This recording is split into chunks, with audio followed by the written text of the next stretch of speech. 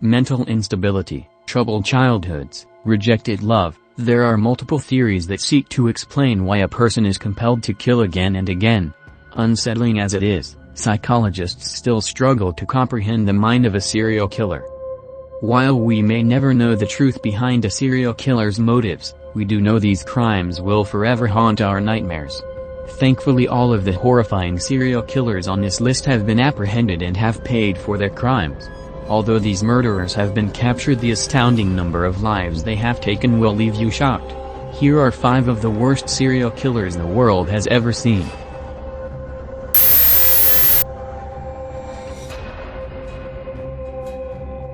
Luis Garavito. Garavito is the world's most extensive killer, having murdered upwards of as many as 300 victims. Taking advantage of the decades of civil war in Colombia, Garavito would target orphaned, poor or homeless boys. He preyed mostly on street children, none older than 16, over a period of 5 years. His method was to lure young boys with gifts or pocket change, taking them on long walks until they were very tired, after which he would torture, rape, and ultimately murder and dismember them.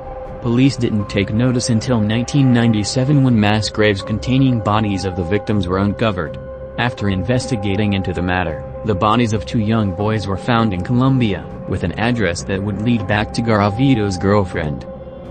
Garavito's girlfriend explained that she hadn't seen him in days, but provided the police with evidence that would make him a primary suspect.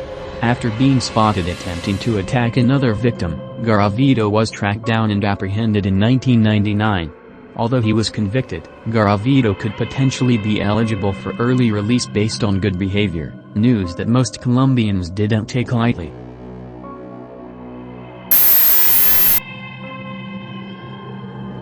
Pedro Lopez. Lopez likely had more victims than Garavito, though it may never be known. Born in Colombia, he was the son of a politician and a prostitute, and showed signs of sexual deviancy by the age of 8.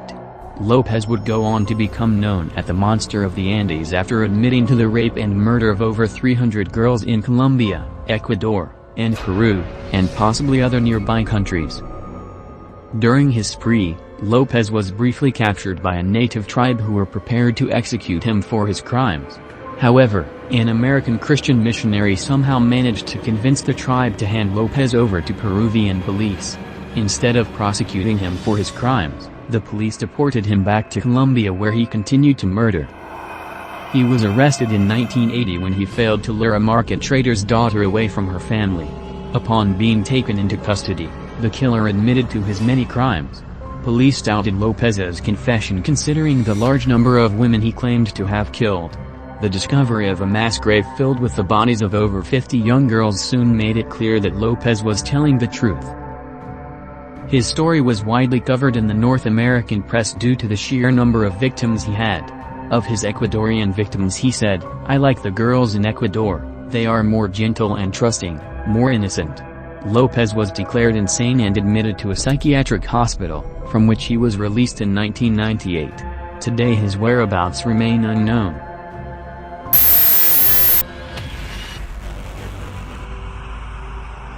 Daniel Camargo Barbosa. Camargo's troubles began with a sadistic stepmother who sometimes dressed him in girls' clothes as punishment. His wounded childhood would set the stage for a life of crime. His victims of choice were young, lower-class girls and women. In the beginning of his crime spree, Camargo had a partner in crime, a woman named Esperanza. Esperanza would lure young girls to an apartment, drug them, and let Camargo rape them without killing them. However, after their 5th victim reported the attack, the duo was sent to prison in 1964. After being released 8 years later, Camargo made his first kill. He kidnapped a 9-year-old girl, raped her, and then killed her to prevent her from reporting the attack. After being arrested again in 1974, Camargo was sent to prison for this crime alone, although it was believed he killed more than 80 girls. In 1984, Camargo escaped from prison and was presumed dead. However, the misinformation would allow him to continue to attacks. He often pretended to be a foreigner in search of a Protestant church at which he needed to deliver a large amount of money. He'd show his female victim the money, suggesting he'd give her some of it if she'd help lead the way to the church. Camargo would then take the girl into the woods, claiming he was searching for a shortcut, and rape and strangle her. Camargo was arrested in 1986 and convicted in 1989.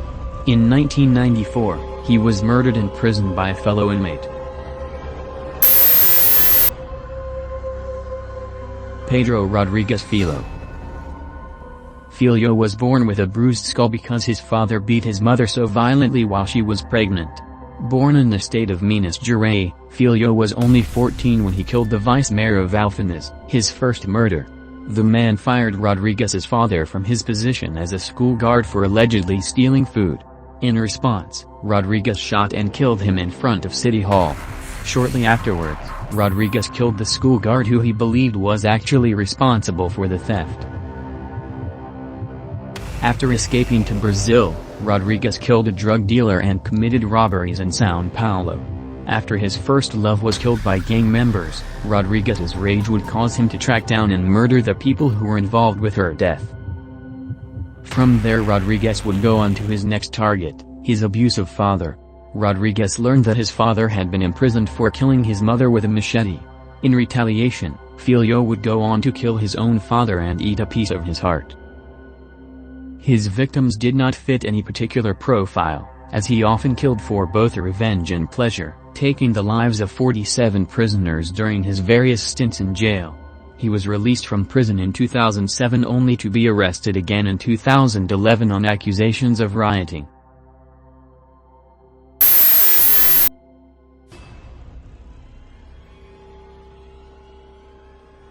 Andrei Chicatillo. Chicatillo was known by many names: Butcher of Rostov, the Red Ripper and the Rostov Ripper. His crimes of sexual assault and murder of women spanned 3 former Soviet republics. Born to a poor family, Chicatillo would go on to become a model student and staunch communist, but was troubled by unexplained sexual dysfunction. It wasn't until he became a teacher that his dark spree began. His first murder occurred in 1978 when he killed 9-year-old Elena Zakhanova. Chicatillo would remain out of the police's eye for several years to continue his crime spree. Taking advantage of the tumult in Soviet Russia society during the 1980s, he was able to lure poor and unsuspecting victims into his clutches. He was arrested in 1984 after a police officer saw him molesting a girl at a train station.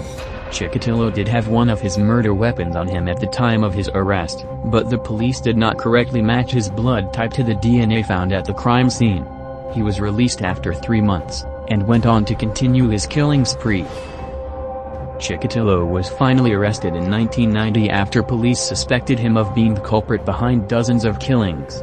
He would later confess to 53 murders, saying that hearing a girl's cries would drive him into a state of sexual frenzy. He was executed in 1994.